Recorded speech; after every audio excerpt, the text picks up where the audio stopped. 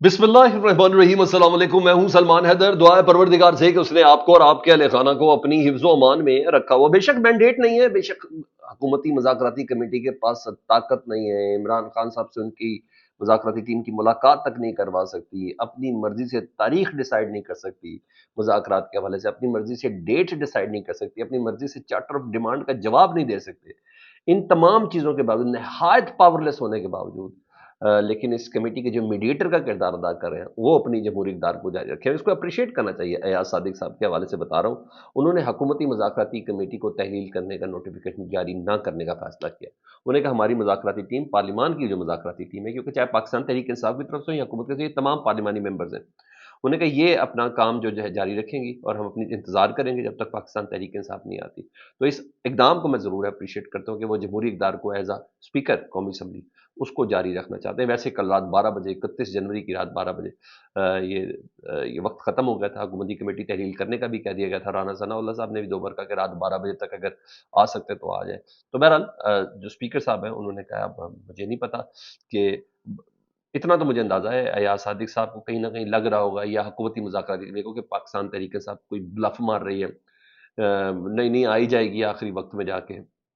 तो ऐसा नहीं हुआ ना, कोई ब्लफ ब्लफ नहीं खेला जा रहा था। और अब कौमी असम्बली ज़राए से कन्फर्म है कि पार्लिमानी कमेटी को काम करना चाहिए, या सादिक साहब कहते हैं, ताकि मसाइल पार्लिमान के अंदर ही हल हों। तो मैंने कहा ये तो मैं आपको एक आज की फ्रेश अपडेट दे दूँ कि हुकूमत ने अपनी पार्लिमानी जो कमेटी है, जो मुज़ाकराती कमेटी है, उसको तहलील नहीं किया है। उधर अहम खबरों में सुप्रीम जुडिशल कमीशन का इजलास है जी, वो 26वीं आईनी तरमीम के तहत, उस मेरिट के तहत ये इजलास था जी। ये इजलास ख़त्म हुआ थोड़ी देर पहले। चीफ जस्टिस याहिया अफरीदी साहब की ज़ेर सदारत ये इजलास था। 6 इसके मेरिट के हवाले से 2 दिन पहले यूरोपीय यूनियन जो है वो उनसे बात कर चुकी है अदलिया की आज़ादी के हवाले से। यूरोपीय यूनियन का एक वफ्द आया हुआ पाकिस्तान के अंदर, प्राइम मिनिस्टर से भी मिला है, आर्मी चीफ से भी मिला है, और इस्लामाबाद हाई कोर्ट के जजेस भी मुलाकात कर चुके हैं। कल इस्लामाबाद हाई कोर्ट के जजेस ने ख़त भी लिख दिया है। इन तमाम चीज़ों के होते हुए सुप्रीम जुडिशल काउंसिल का ये इजलास जो है ये आज जारी था, जिसको ख़त्म हो गया, और पेशावर हाई कोर्ट के 10 नए एडिशनल जजेस तैनात किए गए हैं। 26वीं आईनी तरमीम के मेरिट के मुताबिक पेशावर हाई कोर्ट के 10 नए जजेस तैनात किए गए हैं। चाहे इसके कि 26वीं आईनी तरमीम के खिलाफ 28 दरखास्तें मुख्तलिफ वकलाबाज की तरफ से, मुख्तलिफ सियासी जमातों की तरफ से, खुद जजेस इस पे ऊपर फुल कोर्ट के लिए मुसलसल कह भी रहे हैं। 26वीं आईनी तरमीम को चैलेंज किया हुआ है, उसके बावजूद ये जो समरात है ना 26वीं आईनी तरमीम के, ये मिलने का सिलसिला जारी है। कहीं ना कहीं फिर इसको कहा जाए कि भाई ये डिसाइड है कि 26वीं आईनी तरमीम ना रोल बैक होगी, ना ये कुछ हो सकता है, क्योंकि अगर ये रोल बैक हो या कुछ हो तो इसके नतीजे में होने वाले जितने भी फैसले होंगे वो डेफिनेटली क्वेश्चनेबल होंगे। ये चीज़ है। इधर इस्लामाबाद हाई कोर्ट में जो नए जज हैं जिनकी तैनाती के हवाले से बाकायदा शोर भी है, एक तो जस्टिस डोगर साहब हैं, 2 एडिशनल जज भी आए हैं, टोटल 12 जज आने हैं, तो 2 और भी लेके आने हैं ना। तो उन जजेस के हवाले से पूरी तैयारियां कर ली गई हैं।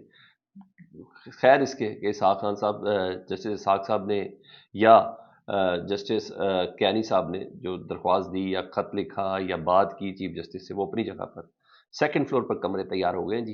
एडवोकेट जनरल का कमरा तैयार किया गया, उनको कहीं और शिफ्ट किया जा रहा है इस्लामाबाद हाई कोर्ट के। इसके अलावा प्रोसिक्यूटर जनरल साहब का भी कमरा खाली करा दिया गया है, और रजिस्ट्रार इस्लामाबाद हाई कोर्ट उनका कमरा भी खाली करके उसको जजेस के कमरे के लिए तैयार किया जा रहा है। साफ सुथराई का काम हो रहा है, यानी कहीं अपनी जगह पर वो काम वो जारी और सारी है। इधर हुकूमत ने एक बड़ी ज़बरदस्त गेम डाली है जी, जो मैंने रात को बताया था कि वो जजेस के खत के अंदर मुंदरजात थे कि जी भाई जो जिस हाई कोर्ट के अंदर हल्फ लेगा उसकी सीनियरिटी उसी हाई कोर्ट से शुरू होगी, उसी हाई कोर्ट तक ही रहेगी। अगर लाहौर हाई कोर्ट का जज जस्टिस डोगर साहब इस्लामाबाद हाई कोर्ट आकर हल्फ उठाते तो उनकी सीनियरिटी उसी दिन से शुरू होगी। यानी वो टेक्निकली आइन की रूह से सुप्रीम कोर्ट के डिक्लेरेशन के साथ वो सबसे जूनियर तरीन जज इस्लामाबाद हाई कोर्ट के होंगे। तो जब सबसे जूनियर तरीन जज होगा तो वो कैसे चीफ जस्टिस लग सकता है। आइन के मुताबिक 3 सीनियर तरीन जज, 26वीं आईनी तरमीम में 3 सीनियर तरीन जजेस में से कोई एक जज तैनात होगा। लाहौर हाई कोर्ट का जज कैसे आ सकता? तो ये खत उन्होंने सब लिखा। तो गैर मामूली खबर ये है कि ये खबर देने वाले हैं साकिब बशीर साहब। वो कहते हैं कि 26वीं आईनी तरमीम के वक्त 15 सितंबर 2024 को, जी हाँ पहली बार जो मुसवदा आया था 15 सितंबर 2024 को, जो मुसवदा हुकूमत ने जमीयत उलमा इस्लाम के साथ शेयर किया था, اس میں آئین کے آرٹیکل 200 میں بھی کچھ ترمیم تجویز کی گئی تھی، اور یہ وہی آرٹیکل ہے جس کے تحت دوسری ہائی کورٹ سے جج اب اسلام آباد ہائی کورٹ لانے کی کوشش ہو رہی ہے۔ اس آرٹیکل میں ایک شک 1A ڈالی گئی ہے جس میں لکھا گیا کہ جس جج کی ایک ہائی کورٹ سے دوسرے ہائی کورٹ ٹرانسفر ہوگی، اس کی سینیورٹی اس کی پہلی ہائی کورٹ میں تعیناتی سے شمار ہوگی۔ ٹھیک ہے، اب سوال یہ ہے کہ آرٹیکل 200 کی ترمیم تو 26ویں آئینی ترمیم میں نہیں ہوئی ہے، یعنی ترمیم میں ہے ہی نہیں، اس کے باوجود یہ دھوکہ کیا گیا ہے، یہ گیم پکڑی گئی ہے۔ اگر آئین سینیورٹی کے حوالے سے کلیئر تھا تو ون اے شک کی ترمیم کی تجویز کی ضرورت کیا تھی؟ جب یہ ترمیم نہیں تھی تو اس کے باوجود کیسے دوسرے ہائی کورٹ سے آنے والے جج کی سینیورٹی اس کی پہلی ہائی کورٹ میں تعیناتی سے شمار ہوگی؟ یہ ترمیم ہی نہیں ہوئی۔ یعنی وہ کہنے کہ سب کو پتہ ہے، ان حقائق کو دیکھا جائے تو بہت بڑا قانونی سوال ہے جس کا وزیر قانون اعظم نذیر تارڑ کو بھی پتہ ہے، اٹارنی جنرل آف پاکستان کو بھی پتہ ہے، اور فاروق ایچ نائک کو بھی سب کچھ معلوم ہے، تبھی ایک دن پہلے چیف جسٹس سے یہ تینوں صاحب ملے ہیں، اٹارنی جنرل بھی ملے ہیں، وزیر قانون بھی ملے اور فاروق ایچ نائک بھی ملے ہیں۔ لیکن اس کے باوجود یہ ٹرانسفر کرنے کی کوشش میں یہ 5 ججز نے اپنے خط میں یہ ذکر کیا ہے، اگر میں نے ان قانونی سوالات کے باوجود بھی ٹرانسفر ہوگی تو یہ قانونی جنگ شروع ہو جائے گی۔ یعنی جو چیز آئین میں ہی درج نہیں ہے اس کا استعمال کیا گیا ہے کہ کسی کو پتہ نہیں چلے گا۔ سر یہ چھوٹا موٹا فراڈ ہے، ایسے ہی نہیں کل خط میں لکھا ہوا جسٹس محسن اختر کیانی صاحب نے، یہ آئین سے فراڈ ہوگا، یہ لفظ ہے ان کا، یہ عدلیہ سے فراڈ کے زمرے میں ہے، تو اس کی مزید تصدیق بھی ہو گئی ہے۔ تو سر آپ یہ چیک کریں کہ کس پلان اور گیم کے ساتھ ہیں۔ ادھر پلان اور گیم کا اگر میں ذکر کروں تو کچھ مزید انٹرسٹنگ چیزیں بھی سامنے آئی ہیں نا۔ ان انٹرسٹنگ چیزوں میں وہ سامنے آئی ہے اس کے مطابق جو عمران خان صاحب کی جو ٹیم کے اہم ترین رکن ہیں، ویسے تو بڑے شریف کہلاتے ہیں، بڑے شریف سمجھے بھی جاتے ہیں، تو انہوں نے بھی ڈبل ٹاپ لگا دیا ہے۔ جی ہاں، اور اچھا خاصا ڈبل ٹاپ لگایا۔ اس ڈبل ٹاپ کے مطابق اس میں کہا یہ گیا ہے کہ پاکستان تحریک انصاف کی نئی جو صوبائی قیادت ہے نا، اس نے 8 فروری کے حوالے سے، اور اس کے بعد اب ظاہری بات ہے ایک ایجیٹیشن تو ہونا ہے، چاہے اپوزیشن کے ساتھ ہی ہو یا سولو فلائٹ ہو، مگر پاکستان تحریک انصاف نے جو ٹیم اب نہیں بنائی ہے، صوبے کی قیادت جنید اکبر صاحب کی شکل میں نہیں بنائی، عالیہ حمزہ کی صاحب کی شکل میں لاہور میں ایک چیف آرگنائزر بنایا ہوا ہے، پنجاب میں چیف آرگنائزر بنایا ہے، تو 8 فروری کو یوم سیاہ بھی بنانا ہے، اور مستقبل کے حوالے سے کسی بھی کریک ڈاؤن کے حوالے سے انہوں نے پوری تفصیل کارکنوں کو بتا دی ہے۔ جنید اکبر صاحب نے انہوں نے کہا میں عام آدمی نہیں ہوں، یہ ذہن میں رکھنا، مجھے کسی بھی لحاظ سے کوئی سرکاری عہدہ تو ہے نہیں میرے پاس کہ میں کہوں جی میں سی ایم ہوں، میری سی ایم شپ چلی جائے گی، میں کہوں کہ مجھے کوئی بڑے طاقتور گھر سے مجھے کوئی کال آ گئی ہے، یا رات کو میں کسی کور کمانڈر ہاؤس میں بیٹھ گیا ہوں، یا کوئی خفیہ ملاقات ہوگی، یا انہوں نے کہا میرا تو ایسا معاملہ ہے ہی نہیں۔ اگر 8 فروری یا مستقبل میں کسی کریک ڈاؤن کے چکر میں اگر مجھے گرفتار کیا گیا نا، سب سے پہلے یعنی کے پی کے کی قیادت کے حوالے سے انہوں نے کہا اگر مجھے گرفتار کیا گیا نا تو آپ کو میں تمام چیزیں بتا رہا ہوں۔ انہوں نے کہا سب سے پہلے آپ نے پشاور والوں نے اٹک پل بند کر دینا ہے، مکمل طور پر پشاور کا رابطہ پنجاب اور اسلام آباد سے ختم، کے پی کے کا، ٹھیک ہے جی۔ ادھر انہوں نے کہا جو افغانستان کے راستے ہیں وہ تورخم والی سائڈ سے ان کو بند کر دیا جائے گا، تیسرا انہوں نے کہا تیسرا اگر میں گرفتار ہوا تو شارہ ریشم کو شانگلہ کے مقام سے بند کر دیا جائے گا۔